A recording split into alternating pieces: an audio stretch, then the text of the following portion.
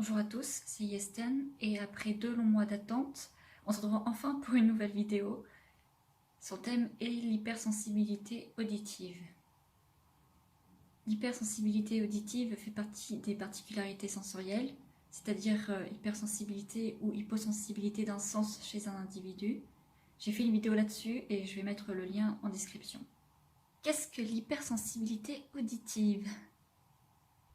Wikipédia nous dit que c'est une gêne face à un bruit précis sans donner de source, mais en réalité c'est bien plus compliqué.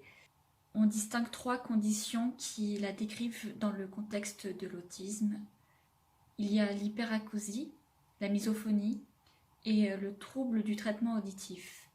L'hyperacousie est ce à quoi beaucoup de personnes autistes pensent quand on dit hypersensibilité auditive. Il s'agit du fait d'avoir une impression d'entendre plus fort et d'avoir des acouphènes, voire une douleur face à certains bruits. Elle toucherait environ 5% de la population mondiale et 70% des autistes Asperger, mais les chiffres ne sont pas fiables. Chez quelqu'un de normal, entre guillemets, le seuil d'inconfort au bruit est situé entre 80 et 90 décibels, soit le bruit d'une automobile ou bien d'une moto. Mais celui-ci est plus faible chez les personnes souffrant d'hyperacousie.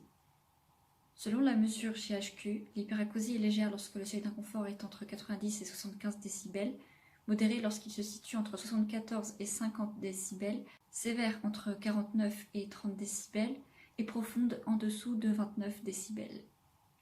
Chez une seule et même personne, l'hyperacousie peut varier en sévérité, avec la fatigue par exemple. Je vis très bien la plupart des jours sans casque anti-bruit, mais certains jours où j'ai eu une journée de cours longue et fatigante ou bien un manque de sommeil trop important, je peux trouver mes propres chuchotements trop forts. Ce que j'entends à ce moment-là, c'est une augmentation du volume des bruits et des acouphènes qui apparaissent brutalement dès que mon seuil d'inconfort est dépassé. J'ai du mal à entendre quand ça arrive parce que les acouphènes couvrent la plupart des bruits qui sont pourtant accentués. Parfois même, dans mes pires jours, je peux avoir une impression de vertige à cause du bruit, ce qui n'est pas si surprenant quand on sait que l'oreille interne est liée au système vestibulaire, ce qui permet de tenir en équilibre. Pour mieux vivre leur hyperacousie, certaines personnes portent des bouchons à oreilles ou des casques anti-bruit au quotidien, ce qui n'est pas mon cas parce que la plupart du temps mon hyperacousie reste légère et que dans ce cas de figure, il est mieux de s'habituer à entendre des bruits pour ne plus avoir besoin d'aménagement. Sachez que l'hyperacousie peut apparaître en cours de vie si vous ne protégez pas votre ouïe, par exemple dans les concerts. Environ la moitié des cas sont dus à une écoute de bruit trop fort. Le deuxième type d'hypersensibilité auditive est la misophonie. Il s'agit du fait de ne pas supporter certains bruits. Au lieu d'être perçus comme plus forts, ils sont simplement perçus comme plus désagréables. Pensez à quelqu'un qui mange bruyamment ou bien à de l'ASMR que vous pourriez ne pas supporter.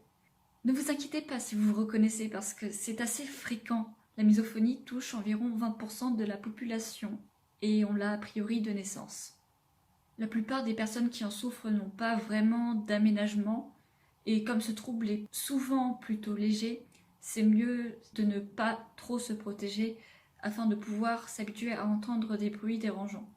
Sauf bien sûr quand le trouble n'est pas aussi léger que chez la plupart des personnes qui en souffrent. Cependant, pour la plupart des personnes qui souffrent de misophonie, avoir des protections acoustiques ou bien un milieu de travail calme est recommandé pour pouvoir rester concentré. Le bruit blanc peut aussi se montrer utile pour se relaxer. Pour vous donner un peu mon ressenti, quand j'entends du bruit blanc à 20 décibels, c'est comme si les autres bruits baissaient d'environ 10 décibels. Le troisième type d'hypersensibilité auditive est le trouble du traitement auditif central. Il s'agit non pas d'un inconfort, mais plutôt d'une difficulté à distinguer les sons.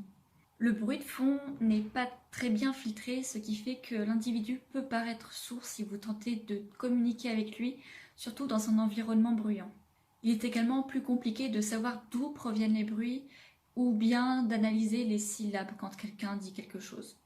Une personne atteinte peut parfois parler trop fort, avoir un retard de langage car les syllabes sont mal comprises, ou encore demander aux gens de se répéter, ce que je faisais parfois plus de 5 fois pour une seule phrase dans mon enfance.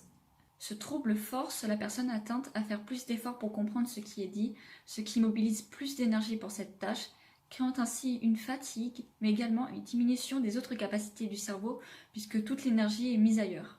Il peut donc être difficile de se souvenir de phrases, ou bien de ne pas interpréter littéralement ce qui est dit. Le trouble du traitement auditif central touche environ entre 2 et 20% de la population, avec une plus grande prévalence chez les personnes autistes. Elle serait 2 fois plus fréquente chez les individus de sexe masculin. Je compte ce trouble comme une hypersensibilité auditive car ces symptômes sont classés dans cette colonne sur les sites qui parlent de particularités sensorielles. C'est probablement dû au fait qu'il inclut très souvent une misophonie. En effet, le fait de ne pas supporter les bruits de fond fait partie des symptômes du trouble du traitement auditif central, car ils ne sont pas bien filtrés et ils paraissent donc bien plus forts. Sachez que l'hypersensibilité au bruit peut être plus ou moins sévère en fonction de la hauteur des bruits. Par exemple, je supporte mieux les bruits graves que beaucoup de monde, mais plus ils sont aigus, plus je trouve ça inconfortable. En tant que musicien, j'évite de mettre des percussions ou des synthétiseurs trop aigus pour que je puisse encore supporter ma musique. Ma sensibilité au bruit influence également mes goûts musicaux. Certains types de musique électronique ont des percussions trop aiguës pour moi. Il est également possible de l'inverse, c'est-à-dire d'être plus sensible aux sons graves, mais de très bien supporter les sons aigus. Finalement, l'hypersensibilité auditive est très fréquente, puisqu'elle touche plus de 20% de la population. Et quand on dit hypersensibilité au bruit, c'est assez vague. Étant donné que l'hypersensibilité auditive est fréquente, si quelqu'un vous dit de faire moins de bruit, prenez-la au sérieux, s'il vous plaît. Cette vidéo touche à sa fin, j'espère que vous l'avez appréciée, et à une autre vidéo.